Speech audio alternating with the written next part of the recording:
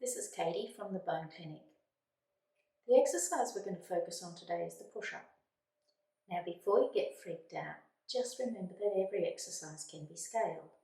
Every exercise can be regressed or progressed. So there's a place at the table for everyone. The push-up's a good exercise for a home exercise program because you don't need any special equipment.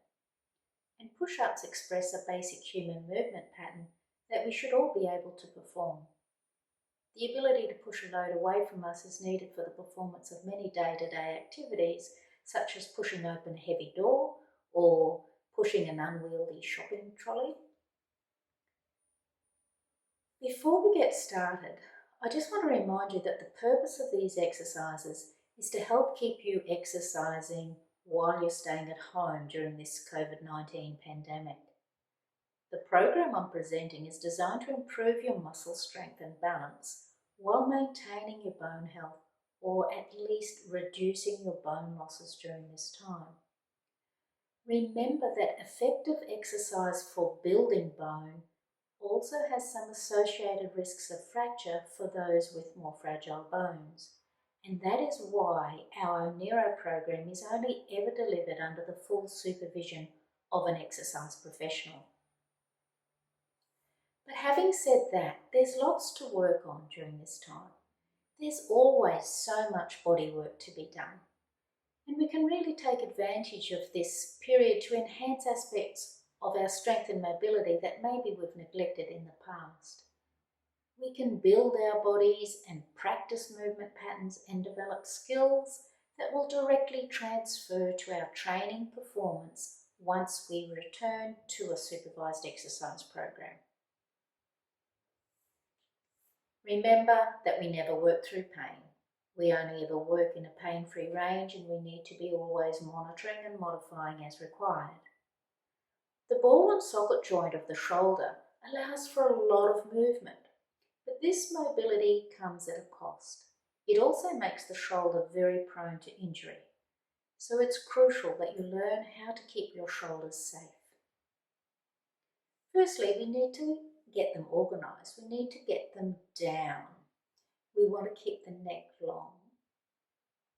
And whenever we use our arms, we commonly shrug our shoulders up and hunch them forward a little. But we need to think of the opposite action, an anti-shrug position, if you will. And we also want to keep the shoulders wide, and a good way to achieve this position is to visualise your collarbones spreading out to the sides to create a wide chest. There are many different variations of the push-up, but essentially they all follow the same movement pattern. The variation I'm going to focus on for this video is the incline push-up.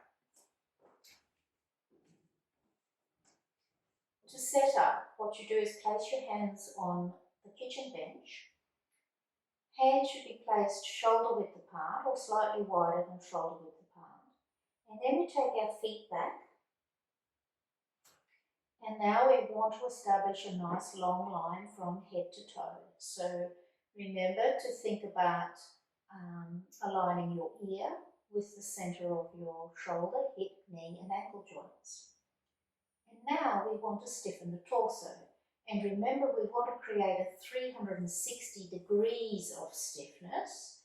And we also want to squeeze our gluteal muscles. And we want to pack the shoulders down and wide. And now your body should feel like a nice solid piece. And we're going to lower down toward the bench and then push strongly away. So either control the action down, drive away. We want to feel as if the drive is coming through the rib cage. And we want to make sure that we control the action. We don't want to drop toward the bench. It should feel strong and easy. Some of the common faults with the push-up include letting the hips drop too far forward, or the opposite, doing a push-up in a pike position. But of course we want that Goldilocks position just right. Also with the head, be mindful that you're not looking up to the ceiling or down to the ground. We're after that just right position. With the shoulders, be careful not to set so far back that you have this big angle between your arm and your body. So we want to create more of a 90-degree angle. And then when we move toward the bench, we want to avoid the shoulders coming up to the ears. So we keep the shoulders down. And with the push-up, we also need to be mindful that our shoulder blades don't drop together. So when we go down to the bottom of the push-up, our shoulder blades will move closer together. When we push away, our shoulder blades will spread further apart. We just need to remember that this movement of the shoulder blades needs to happen with muscular control. So just be careful that you don't let the shoulder blades drop together. With regard to our elbows, make sure that you're not doing the chicken wing. Or don't tuck in too closely to the side either. So the elbows should come out from the sides of the body just a little.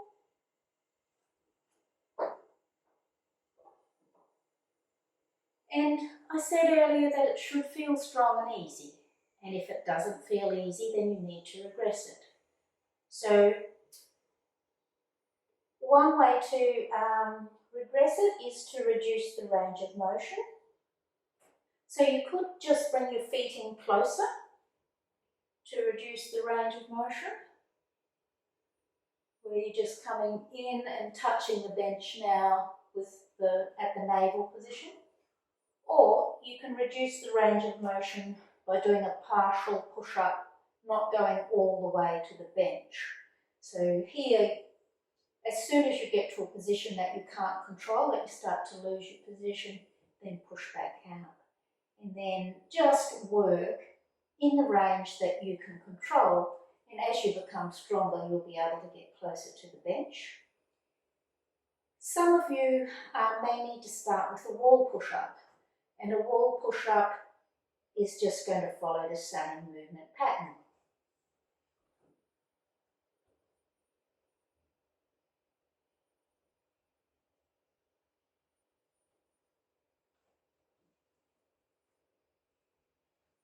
And when you're ready to progress the intensity of the exercise, what we need to do is lower the height of the pushing platform.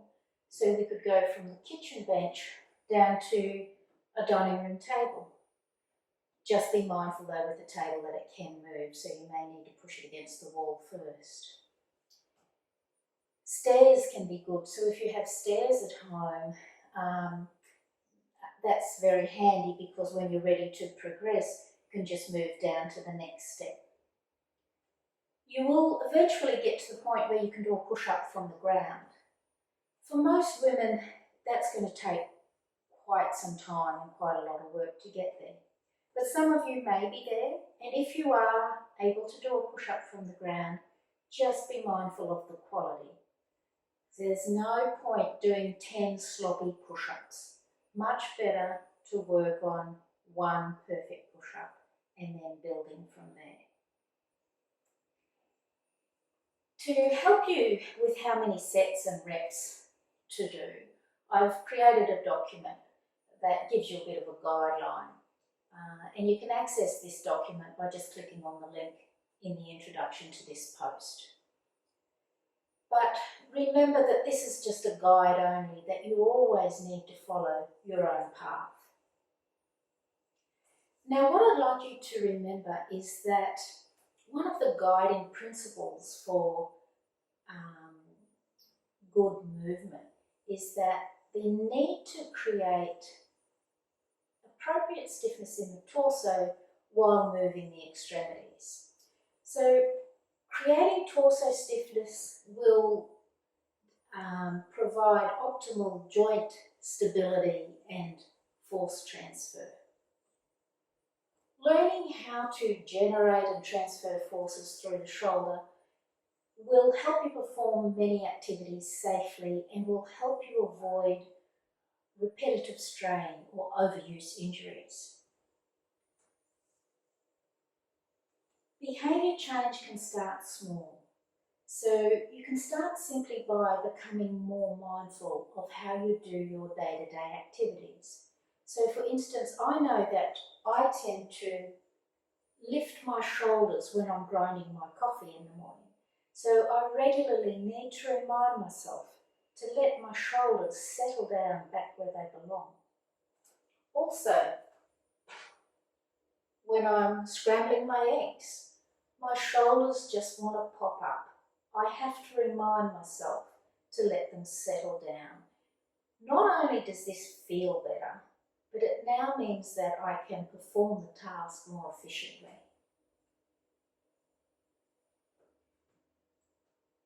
Now I know that in this new stay-at-home lifestyle that's been thrust upon us, that many of you have started making your own bread. But I just want to remind you to be careful with sudden changes in behaviour.